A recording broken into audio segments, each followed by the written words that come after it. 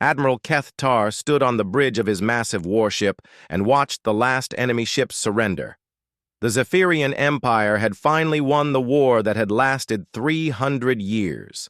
His blue skin showed the scars of countless battles, and his 6 arms moved slowly as he gave orders to his crew. The Valdorian resistance was finished. Their red ships drifted in space like dead fish, their weapons silent and their shields down. The war had cost everything. Billions of Zephyrians had died fighting the Valdorians. Entire star systems lay in ruins. Planets that once held great cities were now empty rocks floating in space. The Valdorians had fought just as hard and lost just as much. Both sides were exhausted, broken, and barely alive. Captain Jake Martinez sat in his chair aboard the human ship USS Liberty.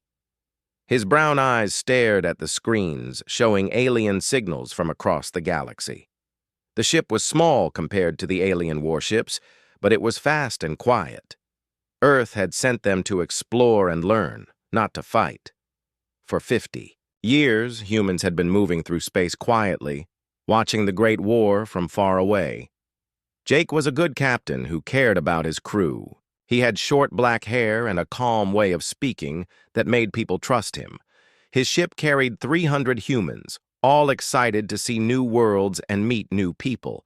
But the signals they were getting now made everyone nervous.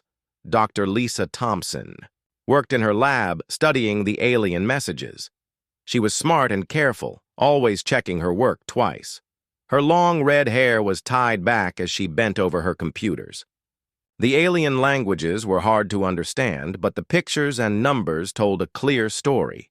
Both alien races were dying. Their populations were tiny now. Their fleets were mostly destroyed. Their worlds were damaged and poor. Lisa had been studying aliens for 20 years, but she had never seen anything like this. The war had been so terrible that both sides might disappear completely. She walked to the bridge to tell Jake what she had learned. The bridge was quiet except for the soft hum of computers. Jake looked up when Lisa entered. His crew was young and eager, mostly people in their 20s and 30s who had volunteered for the long mission to explore space. They all turned to listen when Lisa began to speak. She told them about the alien signals, about the dead worlds, and broken fleets. The Zephyrians and Valdorians had been fighting for so long that they forgot why the war started. Now they were both so weak that any small problem could finish them completely. Jake thought about what to do. Earth Command had been very clear in their orders. Humans were to stay hidden and avoid contact with alien races. Earth was still new to space travel, and the leaders were scared of starting trouble with advanced aliens. But watching 2 entire civilizations die felt wrong. Commander Paul Davis was Jake's second-in-command. He was older, with gray hair and steady hands. He had fought in Earth's small wars before joining the exploration service. Paul understood that sometimes breaking orders was the right thing to do. He supported Jake's growing idea to make contact with the aliens. The ship's engineer, Monica Blake, was working on the communication systems. She was young but brilliant, able to fix anything and make it work better. Her blonde hair was always messy because she spent so much time crawling through tight spaces fixing things. She had been listening to the alien signals and trying to understand their technology. Monica told the captain that both alien races used similar communication methods. If humans wanted to talk to them, she could modify the ship's systems to send messages they would understand. The basic mathematics and physics would be the same everywhere in the universe. Jake called a meeting with his senior officers. They gathered in the small conference room next to the bridge. The walls showed star maps and pictures of Earth. Everyone looked serious as they discussed what to do. Dr. Thompson explained again how desperate the situation was.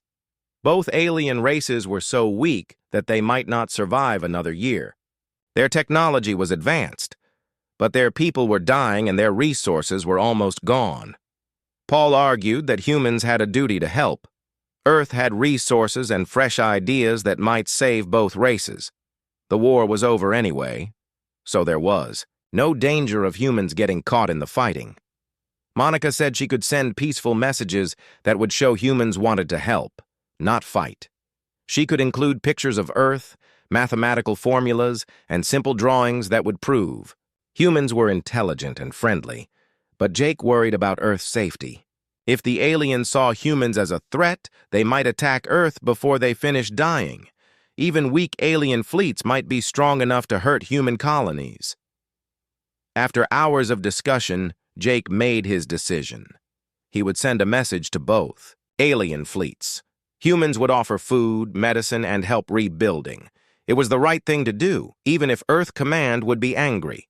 Monica worked for 2 days to prepare the message. She included pictures of human cities, farms growing food, and hospitals helping sick people. The message was simple but clear. Humans wanted peace and friendship with all intelligent life. When the message was ready, Jake gave the order to send it. The signal traveled across space toward both alien fleets.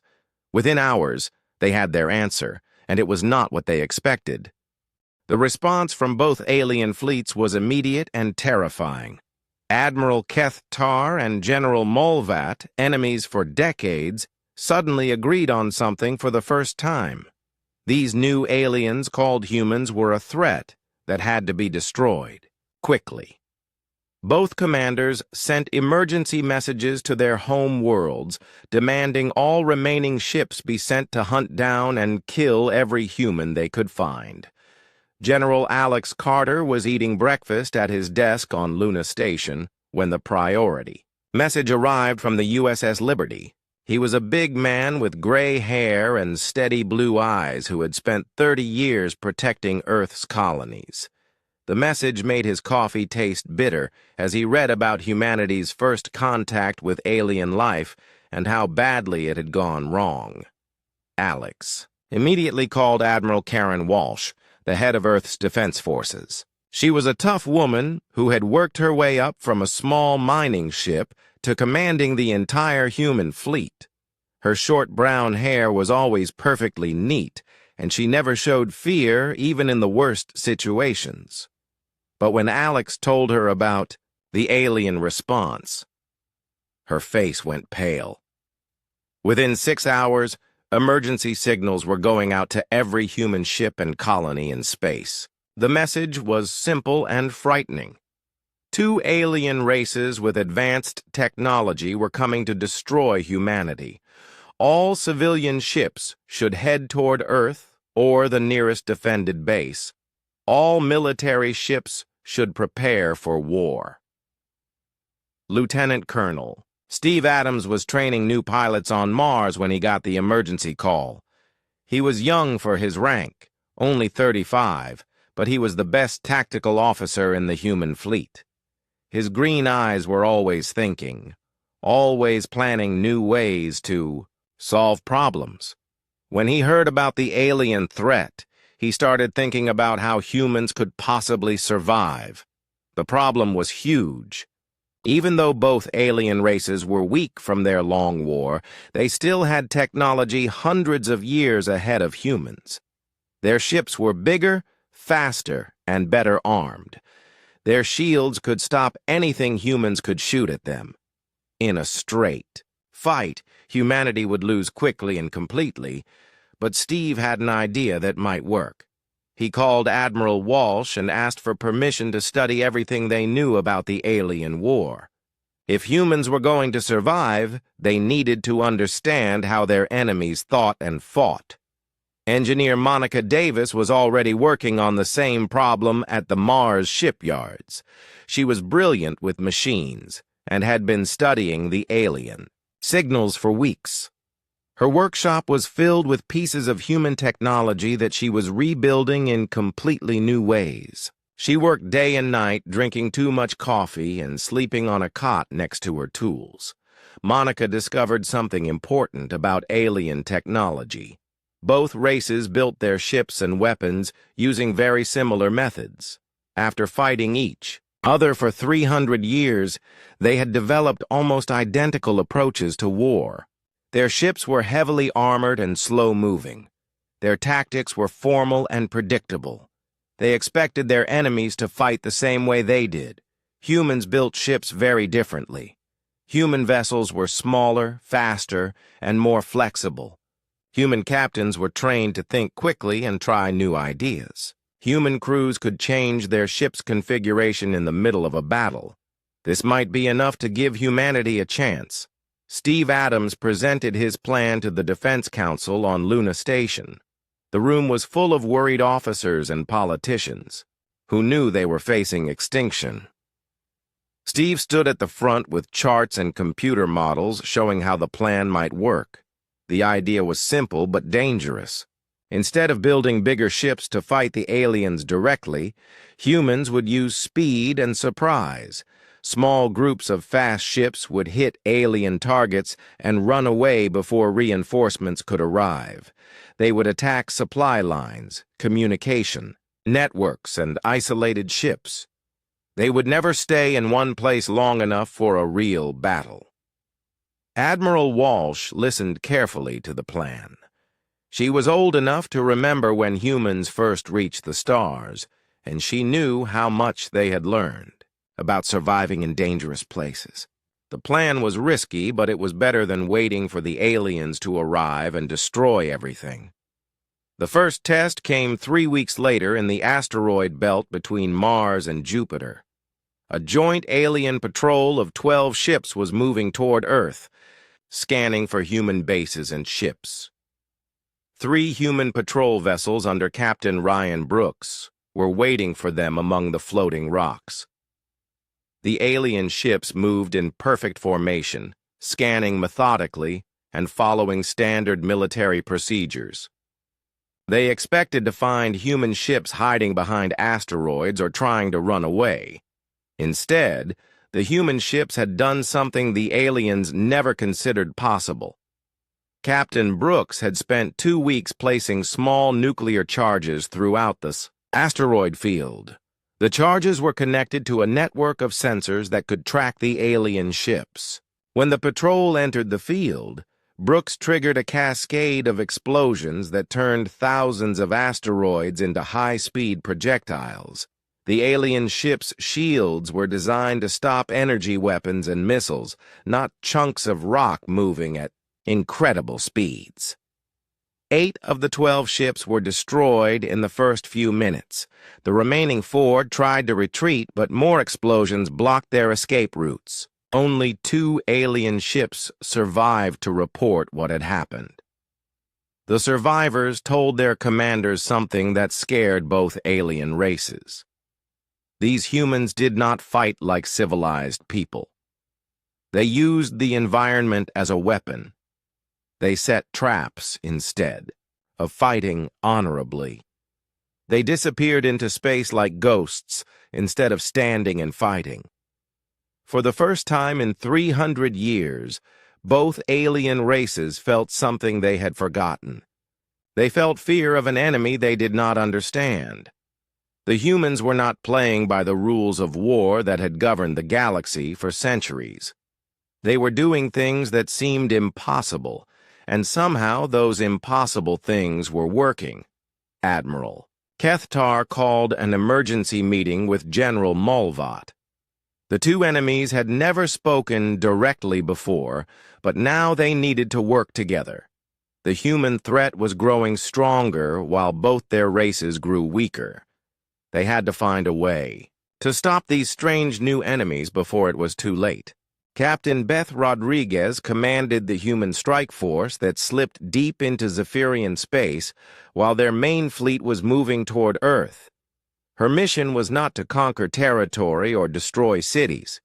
Instead, she was supposed to cause as much confusion and disruption as possible. Beth was a small woman with dark eyes and quick hands who had grown up on a mining ship.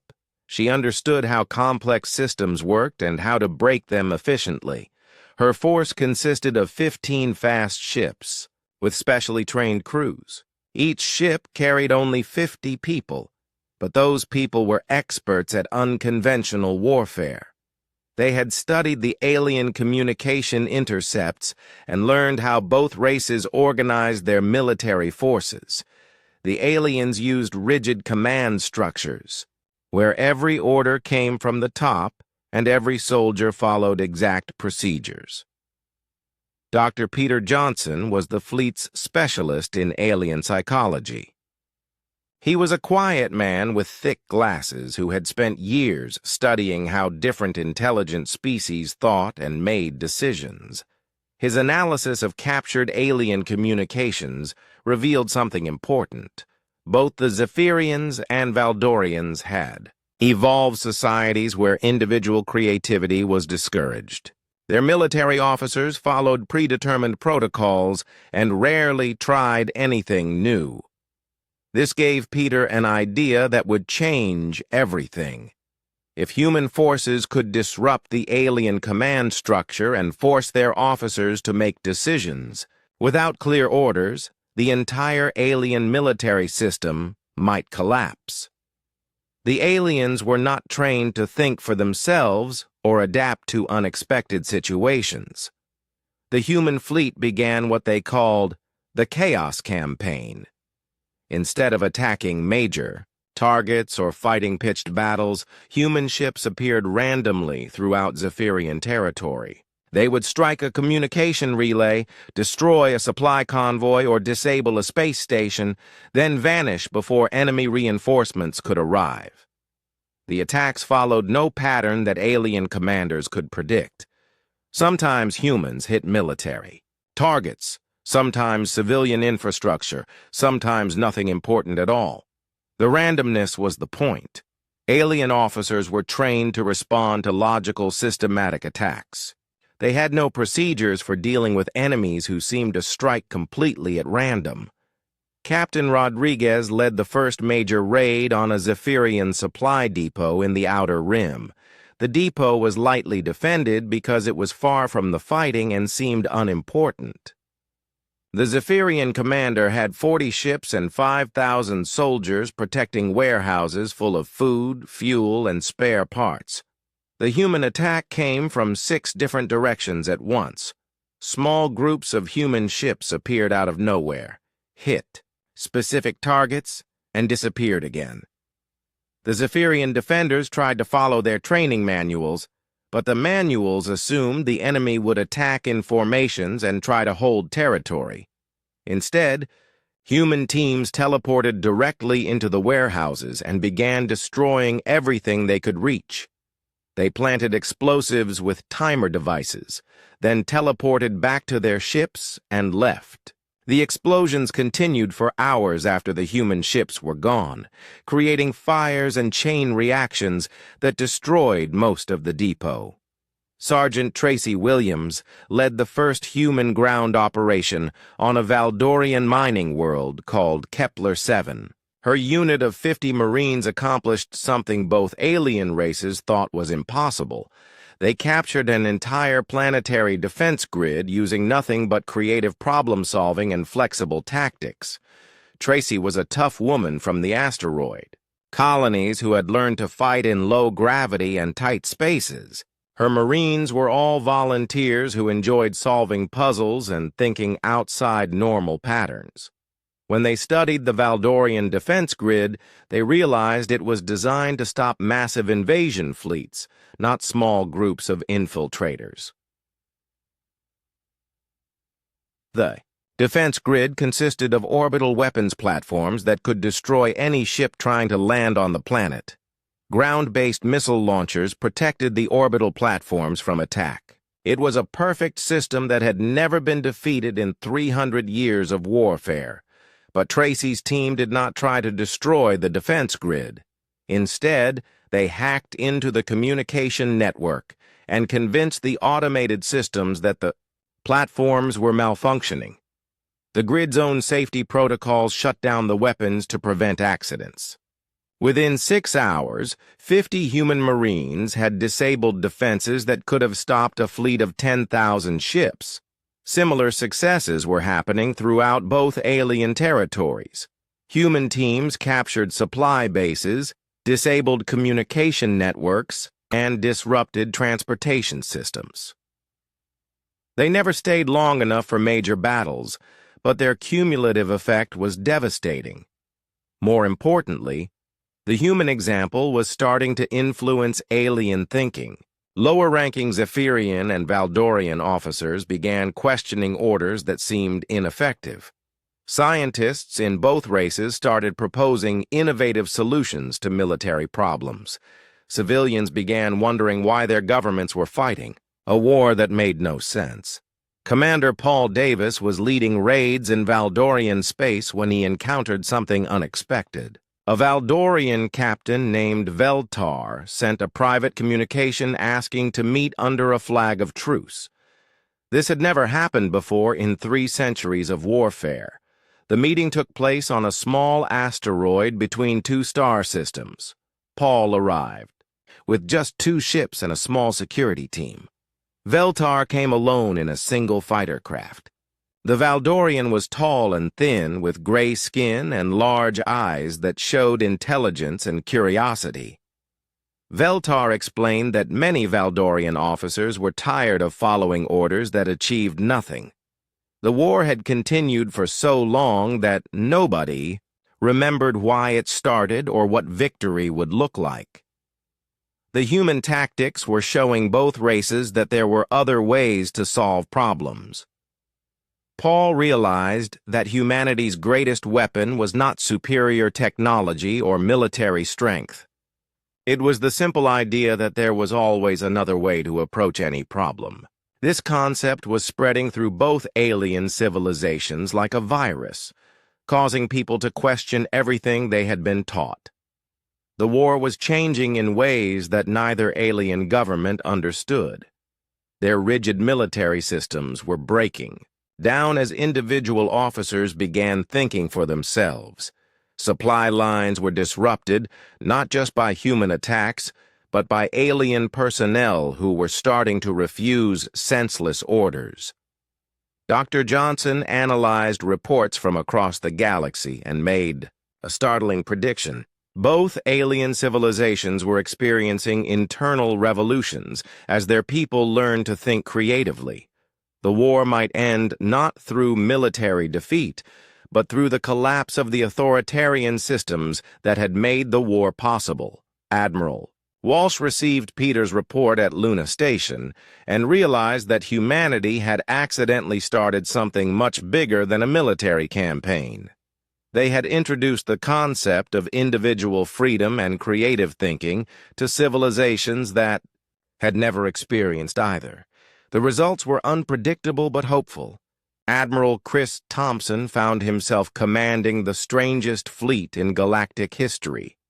His ships included human vessels, Zephyrian destroyers with crews who had abandoned their empire, and Valdorian cruisers whose captains had decided to join the rebellion against their own government. The mixed fleet was growing larger every day as more alien officers defected to what they called the Freedom Coalition. Chris was a veteran commander who had spent 20 years exploring unknown space for Earth. His calm manner and fair treatment of all species made him the perfect leader for the mixed fleet. He had to learn quickly how to work with alien crews who spoke different languages and followed different customs, but who all shared a new desire for freedom and creative thinking.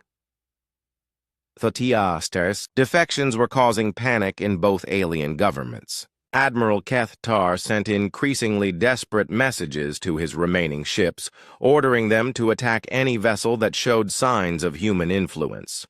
General Molvat declared martial law throughout Valdorian space and threatened to execute any officer who questioned orders, but the rebellions were spreading faster than either government could stop them. Dr. Helen Martinez had established the first interspecies research facility on a neutral space station in the border region between the two empires. Scientists from all 3 races worked together, sharing knowledge and developing new technologies that none could create alone. Helen was a brilliant researcher who specialized in combining different technological approaches. Her laboratory was filled with equipment from 3 different species: creating hybrid devices that performed better than anything any single race had built. The breakthrough came when she realized that both alien civilizations had stopped innovating centuries ago.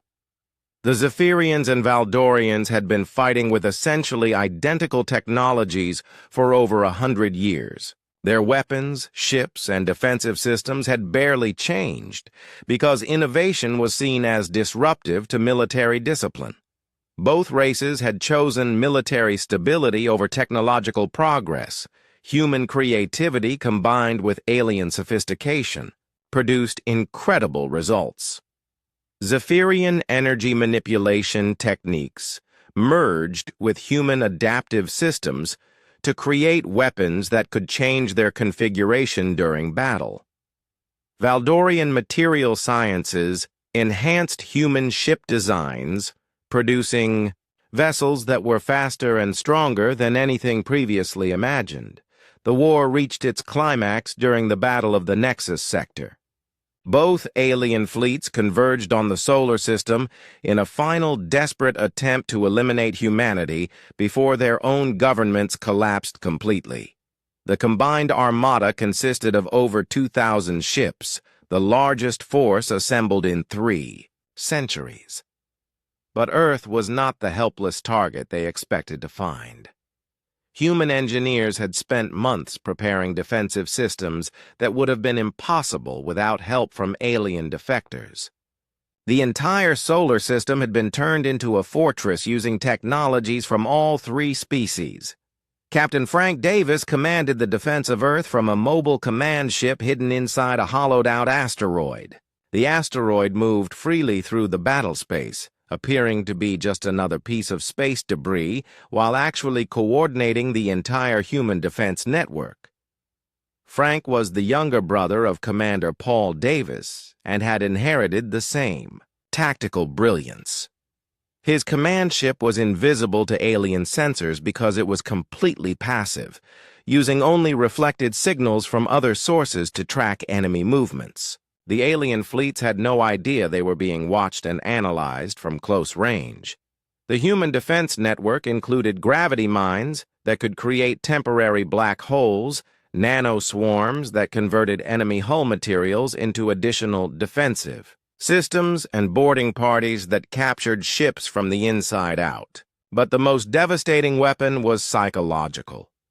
As the alien fleets approached Earth, they received thousands of transmissions from their own people. Zephyrian and Valdorian civilians on hundreds of worlds were broadcasting messages of support for the human cause. They begged their military forces to stop fighting and join the growing movement for freedom and peace. The effect on alien morale was devastating.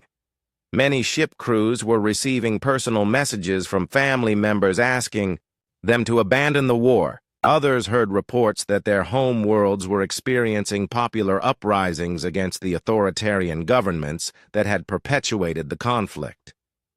The first major defection occurred when an entire Zephyrian battle group of 50 ships suddenly stopped attacking and began targeting their own command vessels. The battle group's admiral had received word that his home planet had overthrown the imperial government and declared independence. Similar defections spread throughout both fleets like a plague. Ship after ship turned against their own commanders as news of planetary rebellions reached the crews. The rigid military hierarchy that had sustained both empires for centuries was collapsing in real time. Admiral Kethtar watched in horror as his own flagship crew mutinied and placed him under arrest. The Zephyrian sailors had decided that following human examples of freedom and creativity was more important than obeying orders from a government they no longer respected. General Mulvat suffered the same fate when his personal guards turned their weapons on him instead of the approaching human ships. The Valdorian military was disintegrating as individual soldiers chose personal conscience over blind obedience. Captain Rodriguez led a combined human and alien fleet in the final assault on the remaining loyalist forces. Her ships moved through the chaos of the battle like dancers, never engaging in prolonged combat but always appearing where they were needed most. The sight of humans and former enemies working together inspired even more defections. The battle ended not with a great explosion or dramatic surrender, but with a gradual realization that there was nobody left to fight. The authoritarian governments of both empires had lost control of their military forces. Across the galaxy, planets were declaring independence and establishing new governments based on human principles of individual freedom and democratic decision-making. Lieutenant Colonel Steve Adams coordinated the ceasefire negotiations from Luna Station. Representatives from hundreds of worlds came to sign agreements ending not just the current battle, but the 300-year war that had devastated the galaxy. The treaties established principles of non-aggression, free trade, and mutual cooperation that would govern interspecies relations. But the most important change was not political or military. It was the spread of human ideas about creative thinking, individual initiative, and the belief that any problem could be solved if people were willing to try new approaches. These concepts were transforming entire civilizations from rigid hierarchies into dynamic societies that valued innovation and personal freedom. The war was over, but the revolution was just beginning. Across the galaxy, people were learning that they did not have to accept things the way they had always been. They could question authority, try new ideas, and build better lives for themselves and their children. 6 months after the end of the Liberation War, Admiral Susan Clark presided over the first Galactic Peace Conference at the rebuilt Proxima Station. The massive space station had been constructed using technologies from all 3 species, creating a structure that was both beautiful and functional. Representatives from over 100 worlds sat together in the Great Assembly Hall, planning a future that none of them had thought possible. Susan was a diplomatic officer who had spent years learning alien languages and customs. Her patient manner and genuine respect for all intelligent life made her the perfect choice to lead the peace negotiations. She watched with satisfaction as former enemies worked together to solve problems that had seemed impossible just months before. Former Zephyrian Admiral Zekathara sat at the same table as Valdorian General Tolvek, both of them working with human Commander Paul Davis to develop new exploration protocols. The 3 officers had been mortal enemies a year ago, but now they were planning joint missions to explore unknown regions of the galaxy. The cooperation was producing remarkable results. Zephyrian energy manipulation techniques were being combined with Valdorian materials, science, and human adaptive engineering to create exploration ships that could travel farther and faster than anyone had dreamed possible. The technologies that had been used for war were being transformed into tools for discovery and peaceful expansion. Dr. Amy Wilson established the first galactic university on the former Zephyrian capital world of Nexus Prime. The planet had been devastated by centuries of military production, but now it was being rebuilt as a center of learning and innovation. Students from dozens of species came to study new approaches to science, engineering, and social organization. Amy was a teacher who believed that education was the key to preventing future wars. Her curriculum focused on creative thinking, collaborative, problem-solving, and what humans called thinking outside the box. Students learned that there was more than one way to approach any challenge, and that diversity of thought led to better solutions. The most popular courses were taught by mixed teams of human, Zephyrian, and Valdorian instructors. Students learned that each species brought unique perspectives and abilities that could complement each other. Young people who had grown up expecting to fight their neighbors were instead learning to work with them as partners and friends. The economic transformation was equally dramatic. Engineer Bob Taylor led joint teams that converted military shipyards into facilities for exploration and colonization. The resources that had been consumed by 3 centuries of warfare were now directed toward expanding into previously unexplored regions of the galaxy. Bob was a practical man who understood that lasting peace required economic opportunity. His teams were building trade networks that connected formerly isolated worlds and creating new industries based on cooperative research and development. The prosperity that resulted from peace was convincing even skeptics that the new order was better than the old one. The converted shipyards were producing a new generation of exploration vessels designed for long-range missions into unknown space. These ships carried mixed crews from all 3 species, creating a new generation of explorers who saw the galaxy as one community rather than separate territories to be conquered.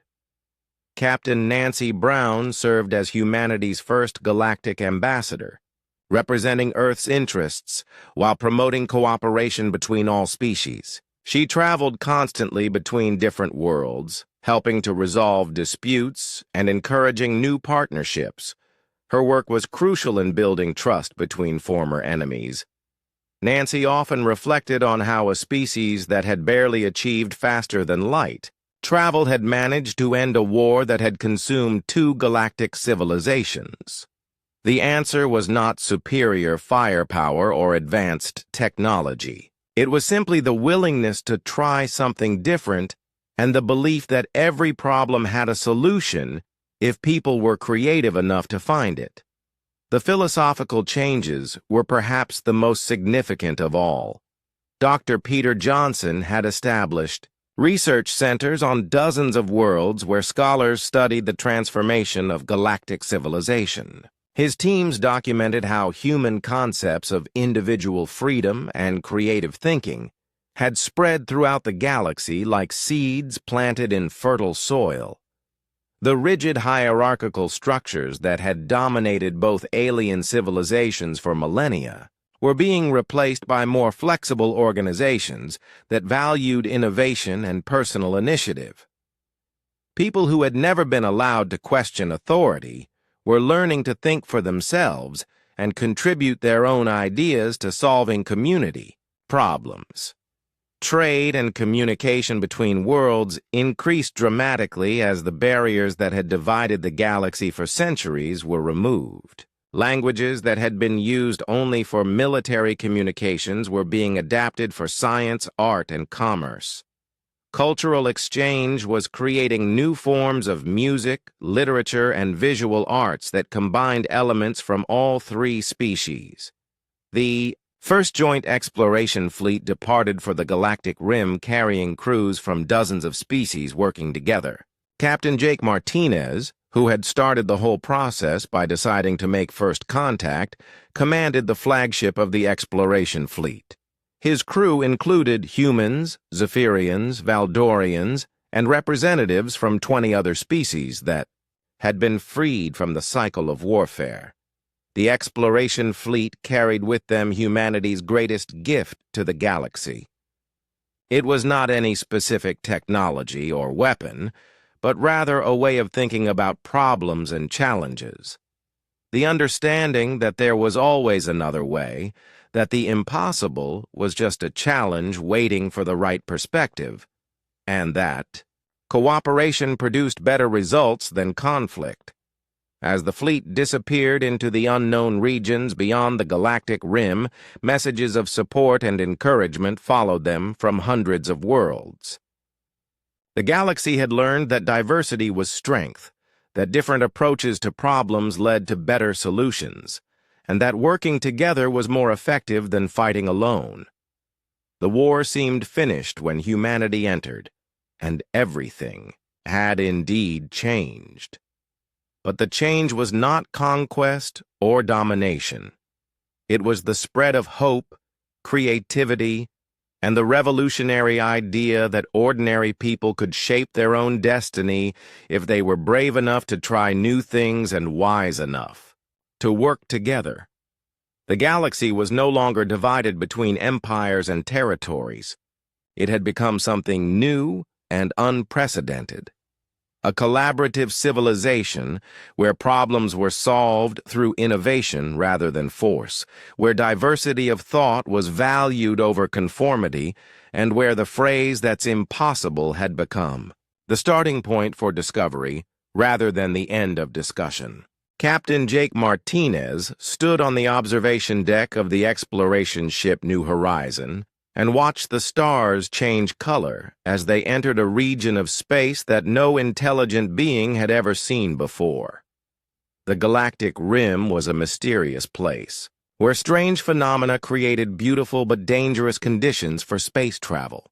His mixed crew of humans, Zephyrians, and Valdorians worked together to navigate challenges that would have been impossible for any single species to handle alone.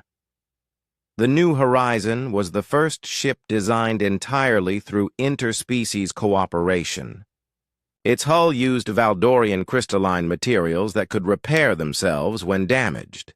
Its engines combined human fusion technology with Zephyrian energy manipulation to achieve speeds that defied traditional physics. Its sensors merged all three approaches to detection and analysis, creating instruments that could see things no previous technology had revealed. Dr. Lisa Thompson, now the chief science officer of the exploration fleet, studied readings that made no sense according to any known laws of physics. Her instruments were detecting structures in space that seemed to be artificial but were larger than entire solar systems. Energy patterns suggested the presence of technology more advanced than anything the three species had achieved even working together. Lisa had spent years learning to communicate with alien scientists, and now her research teams included experts from dozens of worlds. Each species brought different perspectives and methods to the investigation of cosmic mysteries. The diversity of approaches was revealing secrets that no single viewpoint could have discovered. Lieutenant Commander Alex Chen coordinated the exploration fleet's survey missions. His ships were scattered across a region of space larger than most empires, mapping new worlds and cataloging strange phenomena. Each discovery raised new questions about the history and nature of the galaxy they thought they knew. Alex was a young officer who had grown up during the transition from war to peace. He represented a new generation that saw cooperation between species as natural and normal rather than revolutionary. His easy relationships with alien colleagues showed how much the galaxy had changed in just a few years. The survey teams were finding evidence of ancient civilizations that had disappeared, long before any of the current species had achieved space travel.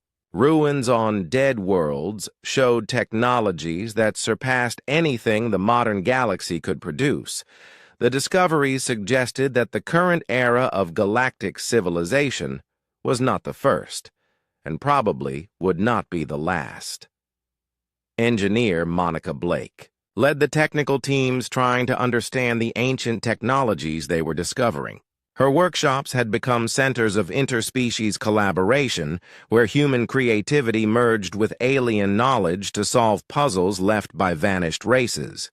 The work was slow and dangerous, but each breakthrough revealed new possibilities for the future. One of the most significant discoveries was a network of structures that seemed to span the entire galaxy. Ancient builders had created some kind of communication or transportation system that connected distant regions of space. The network had been inactive for millions of years, but parts of it were beginning to respond to the presence of the exploration fleet. Dr. Amy Wilson had expanded the Galactic University to include research stations throughout the exploration region. Students and researchers from across known space came to study the ancient ruins and mysterious phenomena. The university was becoming a symbol of the new galactic civilization that valued knowledge and cooperation over conquest and domination. The educational programs were producing remarkable results. Young people from different species were growing up together, learning each other's languages and customs while developing new ideas that none of their parents could have imagined. These students represented the future of galactic civilization, and their potential seemed unlimited. Back in the settled regions of the galaxy, the transformation continued to accelerate. Former Zephyrian Admiral Zekathara had become the director of interspecies military cooperation, working to ensure that the mistakes of the past would never be repeated. His reformed military focused on exploration, rescue operations, and disaster relief rather than conquest and occupation. The new military organization was entirely voluntary and included personnel from dozens of species. Officers advanced based on their ability to solve problems and work with others rather than their willingness to follow orders without question. The rigid hierarchy that had characterized both alien militaries had been replaced with flexible teams that could adapt to any situation. General Tolvek, formerly of the Valdorian forces, led the Galactic Disaster Response Organization. His teams used converted warships to provide aid to worlds affected by natural disasters, technological failures, or social conflicts. The ships that had once brought destruction now carried food, medicine, and hope to those who needed help. The economic benefits of peace continued to expand throughout the galaxy. Trade routes that had been interrupted by war for centuries were reopened and expanded. New industries emerged based on combining technologies from different species. Worlds that had been impoverished by endless conflict were becoming prosperous, centers of commerce and innovation.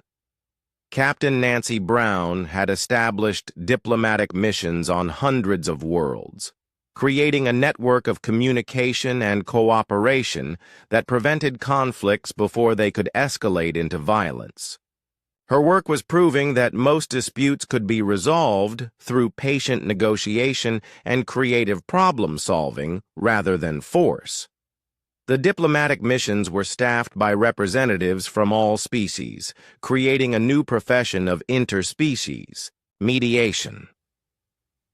These diplomats were trained in multiple languages and customs, enabling them to understand and resolve conflicts that would have led to war in the past. But the most important change was happening in the minds and hearts of ordinary people throughout the galaxy. Citizens who had grown up expecting war and hardship were learning to hope for better futures. Children who had been taught to fear and hate aliens were growing up with friends from dozens of different species. Commander Paul Davis, now serving as the coordinator for interspecies cultural exchange, reported that mixed communities were developing their own unique traditions and customs. Art, music, and literature were emerging that combined elements from multiple species, creating new forms of beauty that no single culture could have produced alone. The exploration fleet continued to push deeper into unknown space, discovering wonders that challenged everything they thought they knew about the universe. Ancient artifacts suggested that intelligence and civilization were far more common than anyone had imagined. The galaxy might be filled with sleeping technologies, waiting for the right combination of knowledge and cooperation to awaken them. As reports from the frontier reached the settled worlds, people began to understand that they were living through the most significant period in galactic history. The end of the ancient war had not just brought peace, but had opened possibilities that previous generations could never have imagined. The transformation from a galaxy divided by war to one united by hope and curiosity was still accelerating. Each new discovery, each successful cooperation between former enemies, each child who grew up seeing diversity as strength rather than threat, added momentum to changes that were reshaping the fundamental nature of galactic civilization. Dr. Lisa Thompson stared at the readings from the ancient structure with growing excitement and concern. The massive artifact was responding to the presence of the exploration fleet in ways that defied all known science. Energy patterns were shifting and intensifying, as if the ancient technology was waking up after millions of years of dormancy. Her mixed team of human, Zephyrian, and Valdorian scientists worked frantically to understand what was happening. The structure was enormous, larger than most planets, floating in the void between star systems. Its surface was covered with patterns that seemed to shift and change when observed directly. Scans revealed internal chambers and passages that extended for thousands of kilometers in all directions. The technology that had built this thing was so advanced that it made current galactic civilization look primitive by comparison. Captain Jake Martinez called an emergency meeting of all senior officers from the exploration fleet. Representatives from 50 ships gathered virtually to discuss what they had discovered and what it might mean for the future of galactic civilization. The room was filled with tension as they tried to decide how to proceed.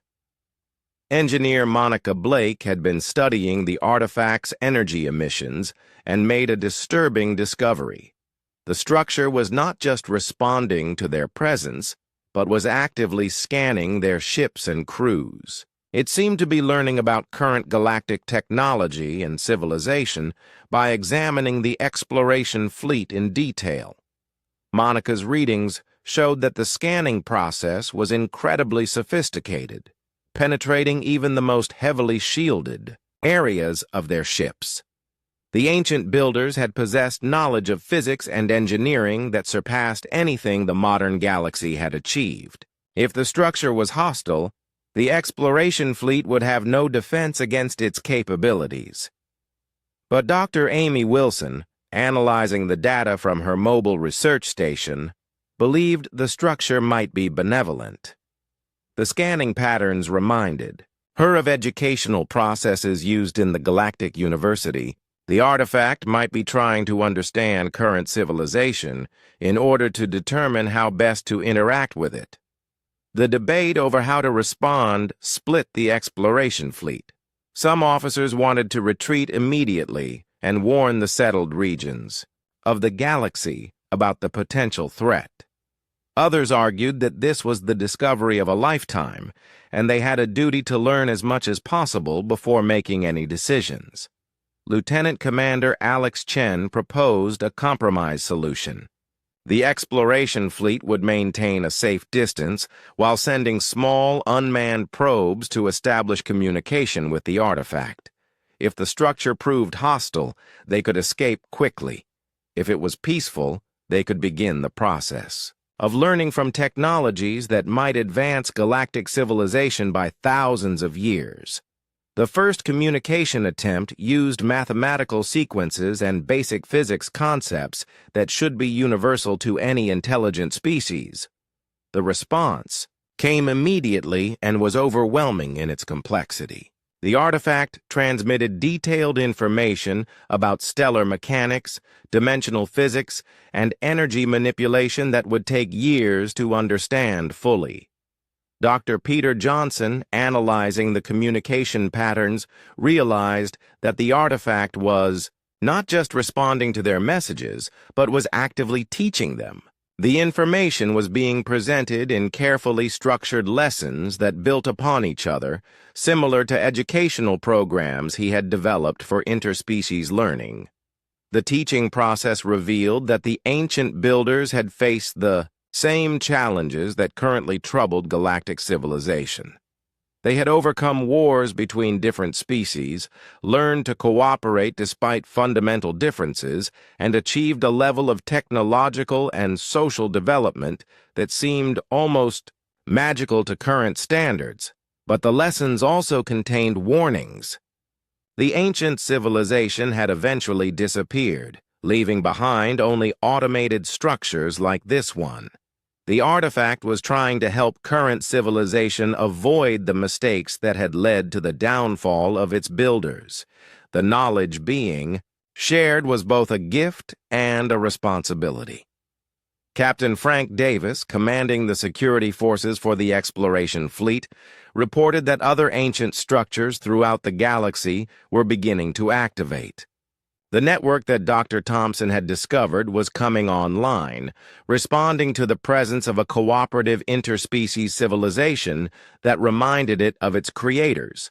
The activation of the ancient network was having unexpected effects throughout settled space. Technologies that had been stable for centuries were suddenly operating more efficiently. Communication systems were gaining new capabilities. Transportation networks were becoming faster and more reliable. The ancient systems were enhancing current civilization without replacing it, but not everyone welcomed these changes. On some worlds, conservative groups opposed any contact with ancient technologies, fearing that dependence on alien systems would weaken their species' independence. Political movements emerged, demanding that their governments reject the knowledge being offered by the artifacts. Admiral Susan Clark, coordinating the galactic response from Proxima Station, found herself mediating between those who wanted to embrace the ancient knowledge completely and those who wanted to reject it entirely. The political situation was becoming as complex as the technological discoveries. The ancient artifact continued its teaching program, revealing technologies that could solve many of the problems still facing galactic civilization. Medical knowledge that could extend lifespans and eliminate diseases. Engineering techniques that could terraform dead worlds and create abundant energy. Social structures that could maintain peace and cooperation across vast distances and multiple species. Dr. Lisa Thompson realized that the artifact was not just sharing historical knowledge, but was actively evaluating current civilization to determine how much advanced technology it could safely handle. The ancient builders had learned that too much progress too quickly could be as dangerous as stagnation. The lessons included detailed accounts of civilizations that had destroyed themselves. By adopting technologies they were not ready to use responsibly, the artifact was trying to ensure that current galactic civilization would not repeat those mistakes by providing knowledge gradually and only to those who demonstrated wisdom in its use. Engineer Monica Blake led the teams that were beginning to implement some of the simpler technologies revealed by the artifact. Her workshops had become test sites for new approaches to energy generation, materials science, and space travel. The results were promising, but required careful integration with existing systems.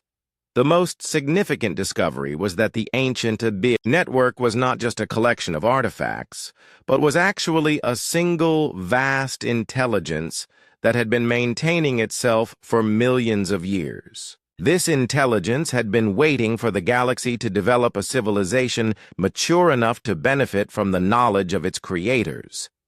Captain Nancy Brown, working with diplomatic teams throughout the galaxy, reported that the revelation of ancient intelligence was causing fundamental changes in how people thought about their place in the universe.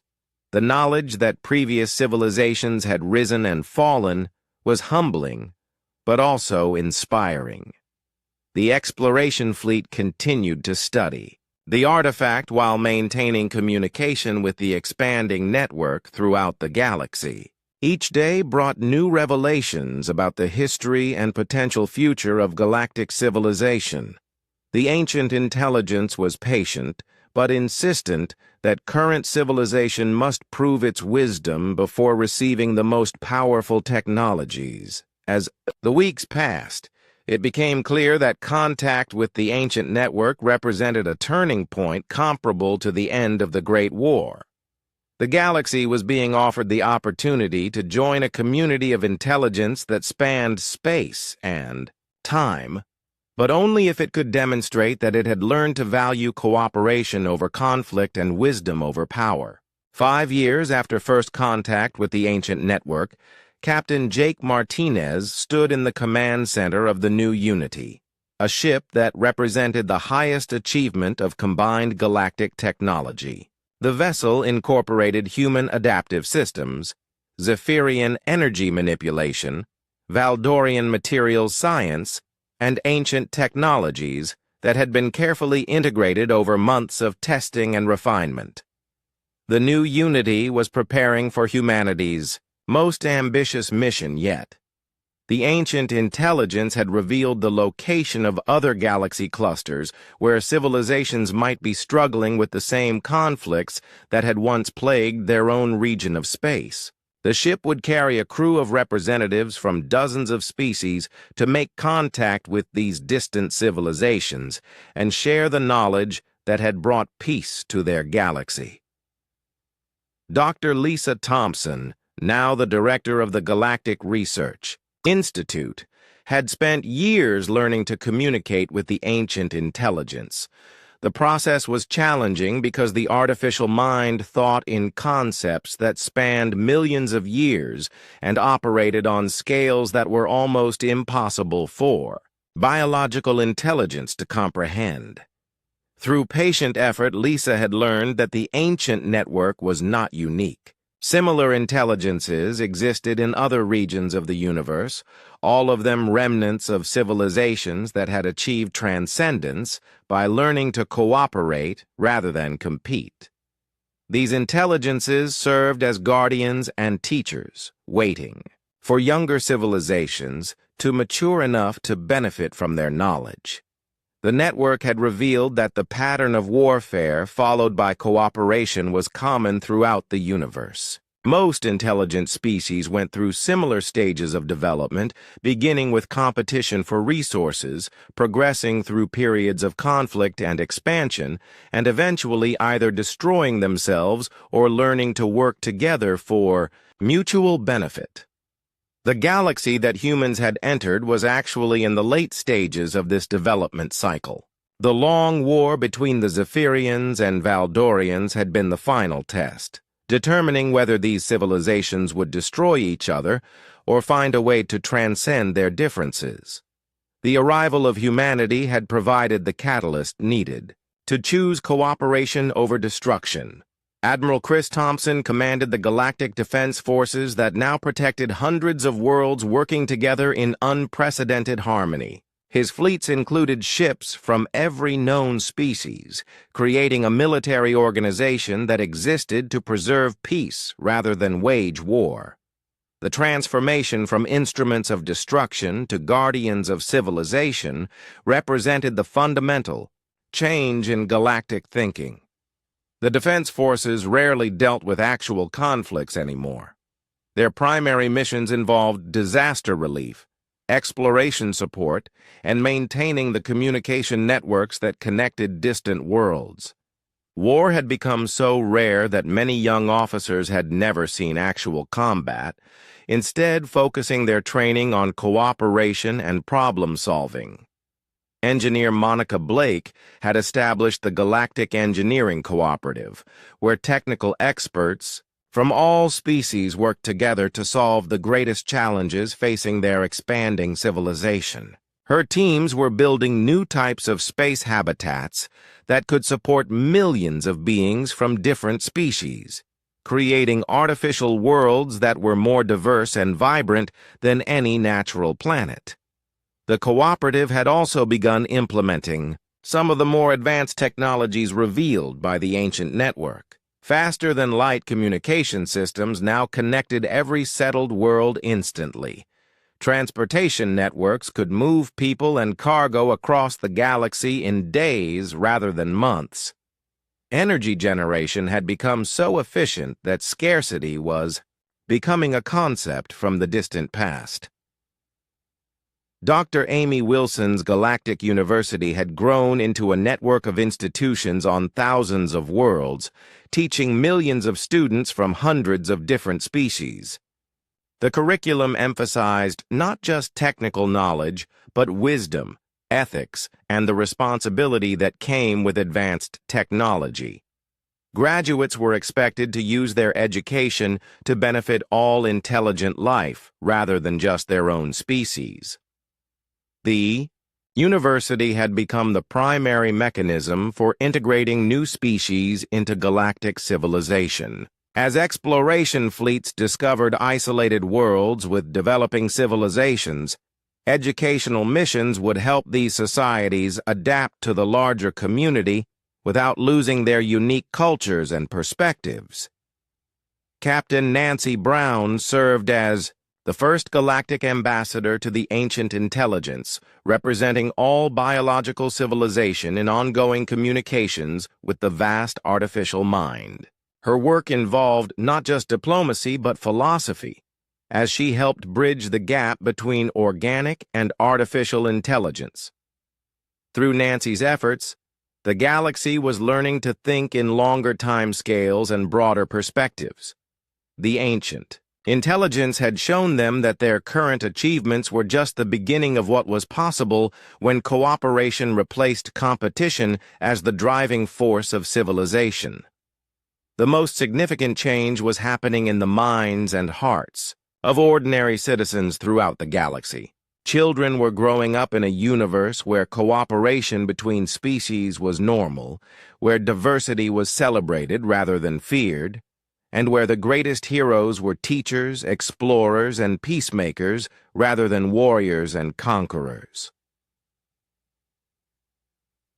Commander Paul Davis led the cultural exchange programs that were creating new art forms, music, and literature that combined elements from dozens of different species. These cultural innovations were producing beauty and meaning that no single species could have achieved alone, demonstrating that diversity of thought and experience was one of the greatest strengths of galactic civilization. The exploration fleets had discovered that the galaxy was far larger and more complex than anyone had imagined. Thousands of species were scattered across millions of worlds, each with their own history, culture, and perspective. The ancient network was helping coordinate contact with these civilizations, ensuring that integration into the galactic community proceeded at a pace that each species could handle. Dr. Peter Johnson's research into the psychology of cooperation had revealed universal principles that applied to all intelligent life. The capacity for empathy, creativity, and collaboration seemed to be fundamental characteristics of consciousness itself. These discoveries were helping newly contacted species adapt to galactic civilization more quickly and successfully. As the new Unity prepared for its mission to distant galaxies, Captain Martinez reflected on how much had changed since that first desperate decision to make contact with alien civilizations. Humanity had entered a galaxy at war, and somehow helped transform it into a community of cooperation and mutual support. But the most important realization was that this transformation was not an ending, but a beginning. The ancient intelligence had revealed that the universe contained countless civilizations, most of them still struggling with the same conflicts that had once plagued their own galaxy. The knowledge and experience gained through cooperation could be shared with these distant communities, helping them avoid the mistakes and suffering that had characterized the early stages of galactic development. The war had seemed finished when humanity entered, and everything had indeed changed. But the change was not conquest or domination, nor was it simply the end of conflict.